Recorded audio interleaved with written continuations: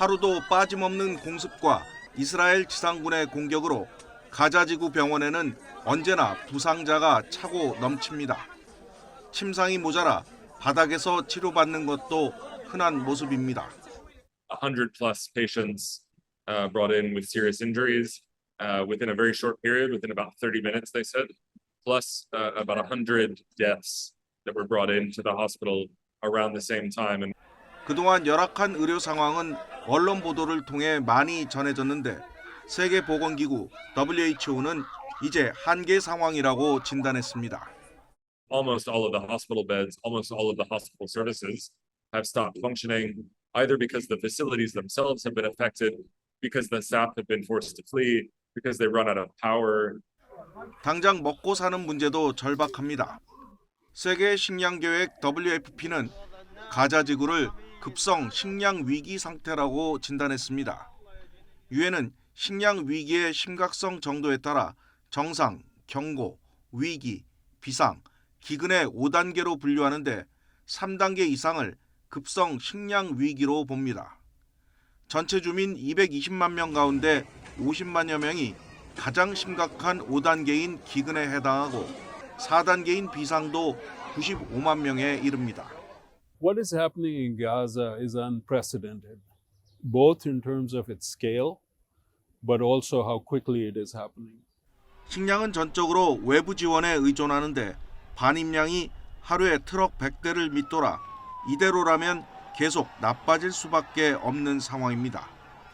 YTN 신홍진입니다.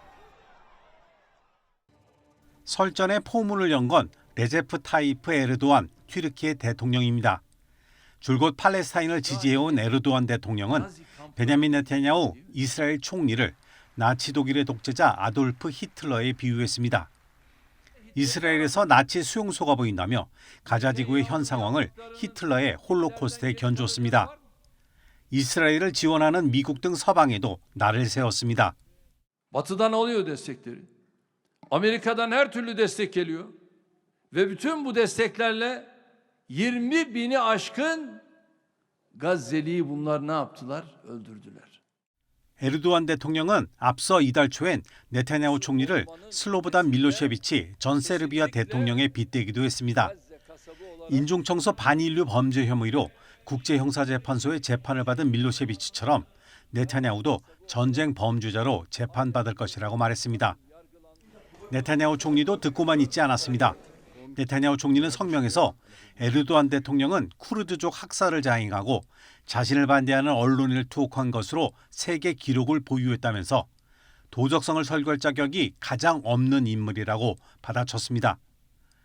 베니 간츠 전 이스라엘 국방장관도 소셜미디어에서 에르도안 대통령의 발언은 현실을 노골적으로 왜곡하고 홀로코스트의 기억을 모독하는 것이라고 규탄했습니다. 또 하마스는 비열한 학살을 자행한 조직이라며 하마스의 위협을 제거하는 것은 실존적 필요성이며 비교할 수 없는 도덕적 명령이라고 강조했습니다. YTN 기정훈입니다.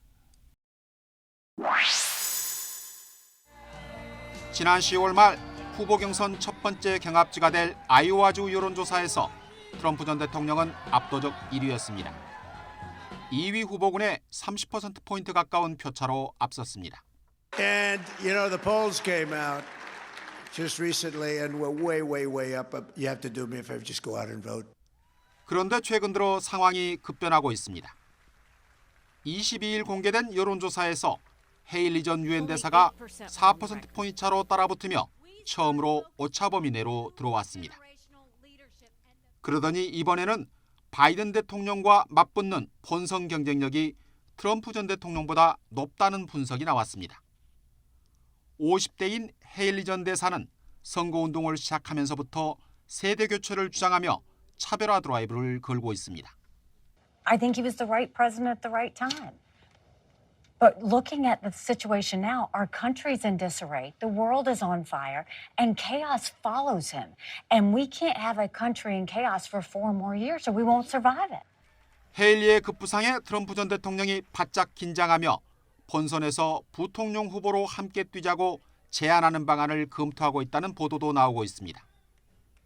물론 트럼프 전 대통령은 전국 단위 조사에서 온갖 사법 리스크에도 불구하고 2위에 오른 헤일리 전 대사와 큰 격차를 벌이며 압도하고 있습니다. 하지만 트럼프에 질린 전통 주류와 합리적 보수 유권자들이 헤일리를 중심으로 결집하고 있는 만큼 이 흐름이 이어진다면 트럼프 대세론도 흔들릴 수 있을 것으로 보입니다. YTN 유재용입니다.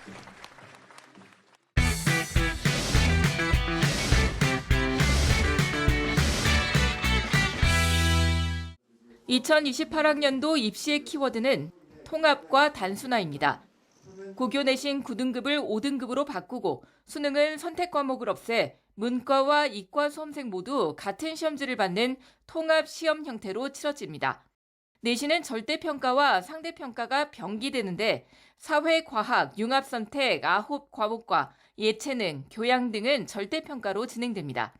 교육부는 내신 부풀리기를 예방하면서도 학생 선택권은 강화했다고 강조했습니다. 학생들의 과목 선택권을 확대하여 다양한 수업을 듣도록 유도할 수 있으면서도 전체 비중은 크지 않아 대입 안정성과도 충분히 조화를 이룰 수 있습니다. 신설을 고려했던 심화수학은 결국 제외됐습니다. 사교육 유발과 학습 부담이 우려되고 필요한 대학은 학생부를 통해 수학 역량을 확인할 수 있다는 점이 고려됐습니다. 하지만 대학들이 전형을 통해 사실상 심화수학을 강제할 수 있어 대책이 필요하다는 지적입니다. 내년부터는 대학 현장과 함께 저희가 전형 협의회도 운영하면서 조금 더 지금 이번에 발표드린 내신과 수능 개편 위주의 2028을 제대로 전형으로 흡수하고 안착시키는 그런. 이번 대입 개편안은 수능 선택 과목 유불리로 인한 불공정 논란을 없앴다는 평가입니다. 그러나 통합 과목은 대부분 고1 때 배우는데 수능은 고3 때 치러져 학교 현장에선 수업 운영에 문제가 생길 수 있다는 우려가 나옵니다. 또 문과 성향 학생들도 수학과 과학에서 이과 성향 학생들과 똑같은 문제로 경쟁하게 돼 등급 확보가 더 어려워질 가능성이 있습니다. YTN 김현아입니다. 2019년 집주인 A씨는 보증금 6억 3천만 원에 서울 서초구 아파트를 2년간 빌려주는 전세 임대차 계약을 세입자 부부와 체결했습니다. 계약 만료를 석 달 앞둔 2020년 12월 A씨는 세입자 부부에게 임대차 계약을 연장하지 않겠다고 통보했습니다. 코로나로 사업이 어려워져 다른 아파트를 팔고 가족이 해당 아파트에 들어와 살 계획이란 설명을 덧붙였습니다. 하지만 세입자 부부가 2년 더 전세로 살고 싶다며 주택임대차 보호법에 따른 계약 갱신 요구권을 행사하겠다고 하자 A씨는 자신에게도 갱신 거절권이 있다며 집을 비워달란 소송으로 맞섰습니다. 1, 2심 재판부는 A씨 손을 들어줬습니다. 당초 가족과 살 거라던 A씨가 소송 제기 후 노부모가 통원치료를 위해 이 아파트에서 거주할 예정이라고 말을 바꿨지만 실거주 사유를 억지로 꾸며낸 정황은 없다며 계약 갱신을 거절한 건 적법하다고 봤습니다. 이어 집주인의 불가피한 사정을 세입자에게 자세히 설명하도록 한다면 사생활 공개를 강요하는 거라며 부당하다고 판시했습니다.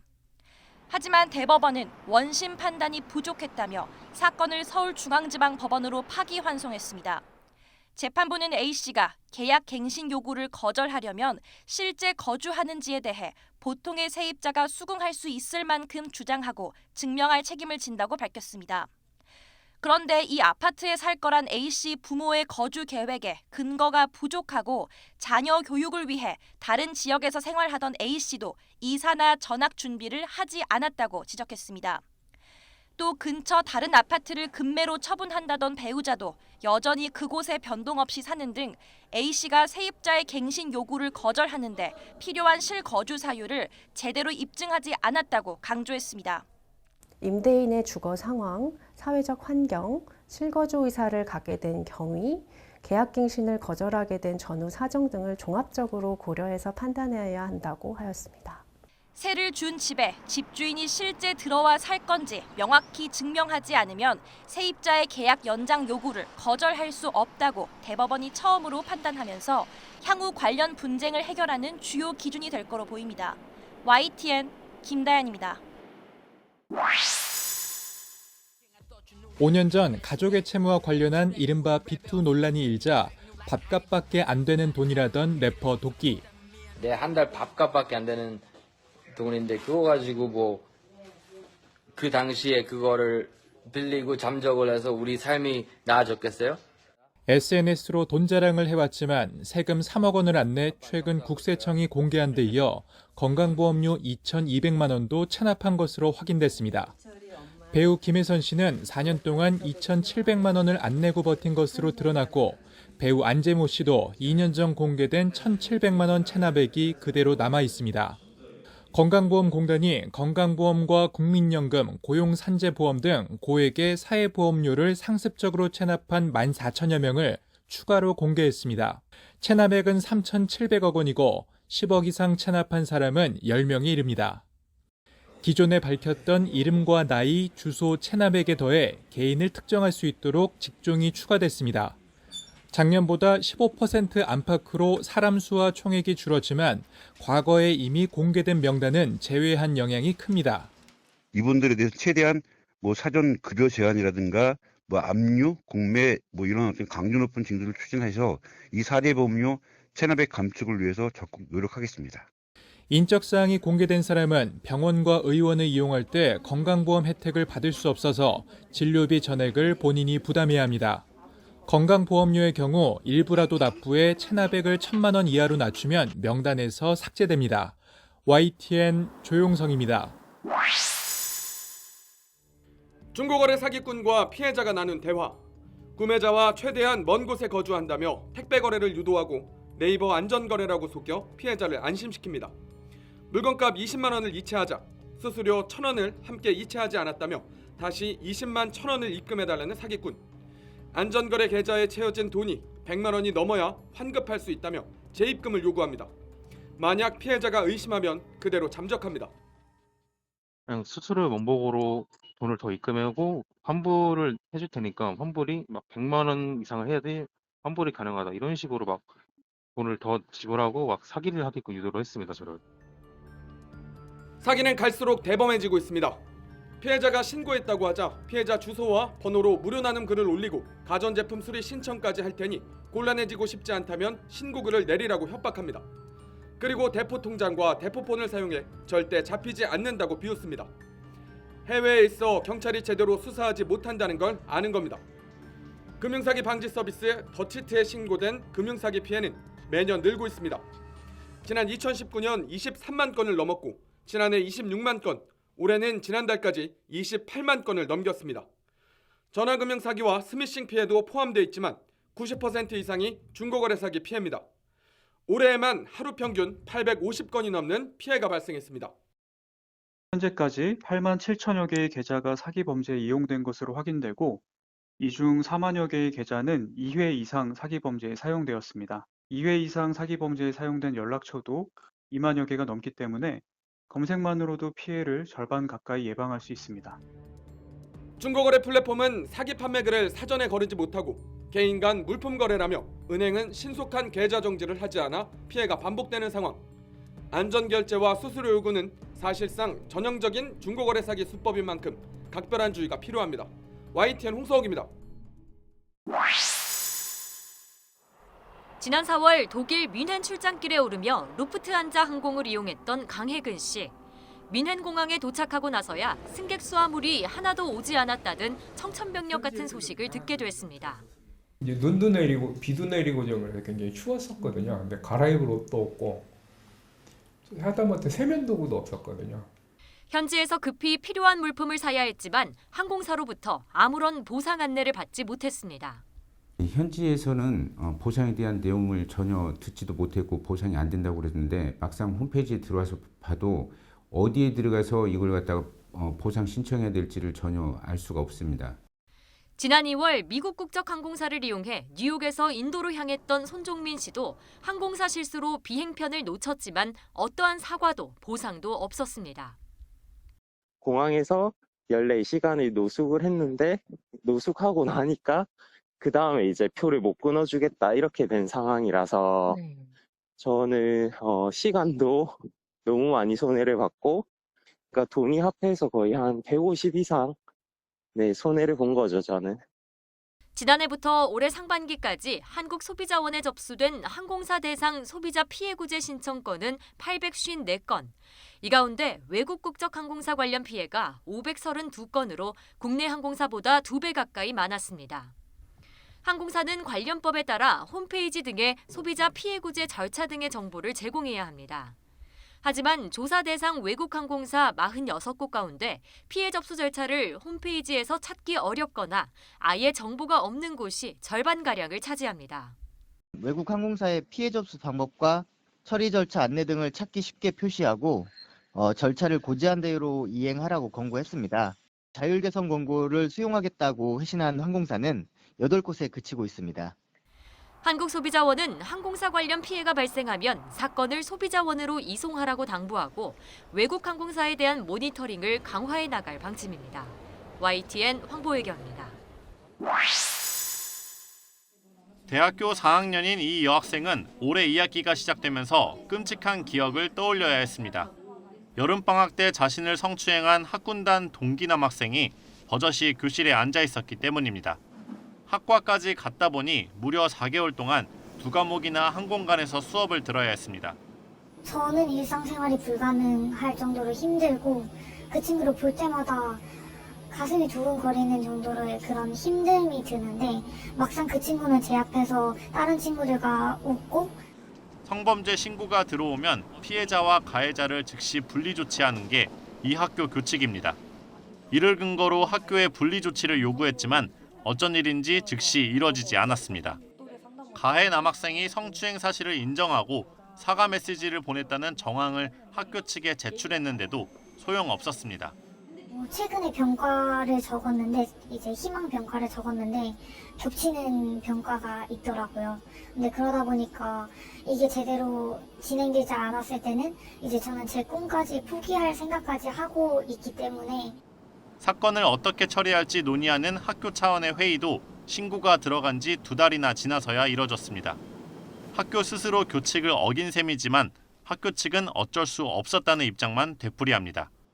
분리 조치를 하더라도 대체할 수 있는 수업이 마땅치 않았다는 겁니다. 경찰 수사 결과로 혐의점이 충분히 밝혀지기 전까진 남학생의 수업권도 보장해야 한다며 가해 학생을 옹호하는 듯한 모습도 보였습니다. 분반 수업이 없는 거예요.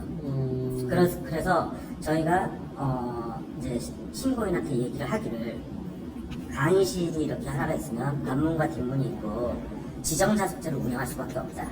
선택 규정상의 절차에 의거해서 계속 조사도 하고. 피해 학생은 결국 경찰에 동기 남학생의 성추행 사실을 신고한 뒤 처벌이 이뤄지기만을 기다리는 상황.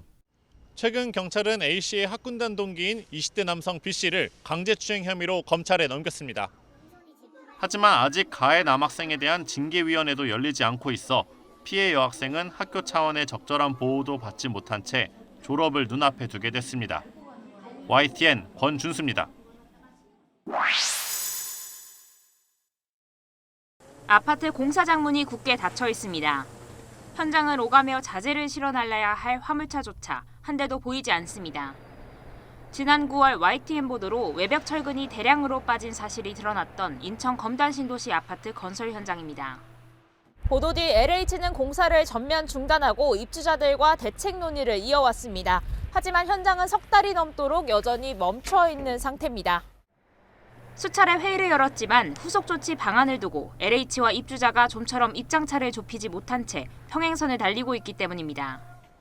애초 LH는 부족한 만큼 철근을 덧대는 이른바 증타 방식으로 보강하겠다고 제안했지만 입주자 반발이 거세자 안전진단부터 진행한 뒤 결정하겠다고 말을 바꿨습니다. 그러나 입주자들은 이미 LH에 대한 신뢰를 잃은 상황에서 전면 재시공을 전제하지 않는 이상 안전진단에 동의하기 어렵다는 입장입니다. 철근이 누락된 거는 사실이고 그걸 입주자들한테 알리지 않고 건물을 올렸던 것도 사실이잖아요. 그건 명백한 사실이기 때문에 안전진단을 굳이 할 필요 없이 전면 재시공을 결론을 내라라는 입장인 거고요. 입주일이 기약 없이 미뤄지며 입주자들 피해도 점점 커지고 있지만 가족과 함께 들어갈 보금자리인 만큼 물러나기 어렵다는 겁니다. 저희도 이제 빨리 이사를 가야 되는데 보증금도 이제 저희가 그 중도금으로 다 납부한 상황인데 보증금도 없이 어떻게 이사를 가야 될지 답답한 상황입니다. 훗날에 뭐 크랙이 생기고 그런 거는 결국에 저희들이 떠안아야 하는 문제잖아요. 그러면 아이들 데리고 들어가는 집에 그럼 언제 무너질지도 모르고. 이에 대해 LH는 정밀안전진단은 구조안전성 확보를 위해 반드시 선행돼야 한다며 검증 전까지 후속 조치를 판단할 수 없다고 밝혔습니다. 정밀안전진단 수용을 위한 조건으로 자재 수준 향상 등을 두고 입주자들과 협의할 계획이라고 덧붙였습니다. 앞서 지난 4월 지하주차장 붕괴 사고가 일어난 인근 검단 아파트의 경우 GS건설이 전면 재시공과 입주자 보상을 약속했습니다. 이딴 부실 시공이 드러날 때마다 재발 방지 대책을 반복하기보다 이미 드러난 문제부터 바로잡는 것이 시급하다는 지적이 나옵니다. YTN 박정현입니다. 초등학교 담장을 따라 근조 화환이 줄지어 늘어섰습니다. 지난 여름 국화꽃이 빼곡히 놓였던 길, 지금은 흔적 없이 빈 자리만 남았습니다. 학부모 민원에 시달리던 20대 담임교사가 스스로 목숨을 끊었던 서울 서희초등학교입니다. 전국 교사들이 안타까운 사연에 공감하면서 제도 개선에 불씨가 됐습니다. 저와 교직에 있는 모두는 알고 있습니다. 그 죽음이 나를 향하게 될 수도 있었다는 것을요. 결국 교권 회복을 요구하는 교사들이 거리로 나서면서 주말 도심을 검은 물결로 뒤덮었습니다.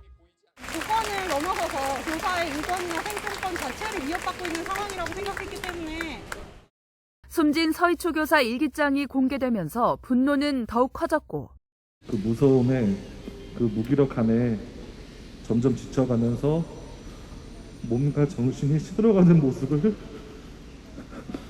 모든 기록을 통해 확인할 수 있었습니다. 조용히 묻혔던 안타까운 사연들도 새롭게 주목을 받았습니다. 삶을 그렇게 똑같이 죽었습니다.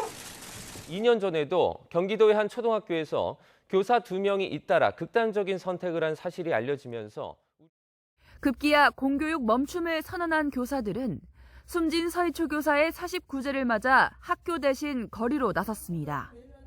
교권부 합의안을 지금 당장 의결하라! 교사들의 간절한 요구에 국회가 움직였습니다. 정당한 생활지도를 보장하고 교원이 아동학대 혐의로 신고되더라도 부당하게 직위하지 할 수 없도록 하는 교권 회복 4대 법안이 통과했습니다. 교육부는 또 학생 생활지도고시를 제정한 데 이어 현장 교원들과 꾸준히 소통하며 교실을 바로 세우기 위해 노력하고 있습니다. 가장 본질적으로 중요한 것은 교사의 수업이고 교사의 수업이 더 좋아지도록 교육부가 최대한 지원하겠다는. 교사들도 조금씩 변화를 체감하고 있습니다. 올해만큼 교직 사회의 선생님들의 그런 변화가 급변한 건 처음 느껴봤어요. 문제가 있을 때 그거를 좀 참고 넘어가면 된다라는 선생님들이 많으셨거든요. 이제는 참지 않아도 되고 올바른 방향으로 바꿔나가는 것이 필요하다라는 인식 개선이 많이 된 해인 것 같습니다. 그러나 아직 아물지 않은 상처도 있습니다. 고인의 순직 인정 절차는 여전히 진행 중이고 교권 보호를 위해 학생 인권 조례를 폐지하자는 논의가 곳곳에서 마찰을 일으키고 있습니다. 현장 교사들은 법과 제도의 변화도 좋지만 학생과 학부모들의 인식이 바뀔 때 비로소 상호 존중하는 학교가 완성될 수 있다고 말합니다. 보고 저희를 조금 더 믿어주시고 신뢰해 주신다면 교사를 믿고 내 아이만이 아닌 아이들 모두의 온전한 성장을 지지하는 학부모님의 연대가 필요합니다. YTN 신지원입니다. 코로나19로 끊겼던 손님이 돌아오면서 호텔 등 숙박업소를 찾는 수요가 급증하고 있습니다. 2020년 2천만 명으로 급감한 국내 객실 숙박 인원은 지난해 4,400만 명으로 2배 이상 늘었습니다. 그런데 객실을 청소할 인력은 턱없이 부족한 상태입니다. 숙박업 같은 경우에도 이제 매일매일 이제 청소를 해야 하지 않겠습니까? 청소 인력들이 사실은 수시로 필요하고 그 수시로 필요한데 그 인력이 부족하다 보니 청결의 문제도 좀 생길 수도 있고. 이런 인력난 호소를 반영해 호텔과 콘도업에도 비전문 취업비자로 들어오는 외국인 채용이 허용될 전망입니다. 객실 청소와 함께 직영으로 운영하는 식당의 보조 업무로 외국인 취업 허용이 검토되는 것으로 알려졌습니다. 콘도업계에 대해서도 내국인의 구인 수요를 대체하지 않는 범위 내에서 현장에서 필요로 하는 외국 인력 수요를 충분히 담을 수 있는 합리적인 외국 인력 활용 방안을 검토하고 있습니다. 앞서 지난달 허용 방침이 발표된 음식점업과 마찬가지로 적용 지역을 한정한 시범사업 형태로 우선 추진될 가능성이 큽니다. 소상공인들은 외국인 채용이 허용되는 업무가 고질적인 내국인 기피 분야인 만큼 앞으로도 적용 대상이 더 확대되길 기대하고 있습니다. 3D 업종은 내국인들이 되게 싫어하기 때문에 일할 사람이 없어요. 그래서 외국인을 쓸 수밖에 없는 상황이기 때문에 이거에 대해서는 사회적으로 좀 많이 좀 긍정적인 평가를 해주시면 감사하겠습니다. 다만 노동계는 내국인의 재취업기를 막을 수 있고 이주 노동자의 권리 보장 역시 미흡하다며 반대하는 입장입니다. 정부는 인력난에 시달리는 업종을 계속 파악해 고용 허가제를 확대 적용하는 방안을 검토할 계획입니다. YTN 김평정입니다.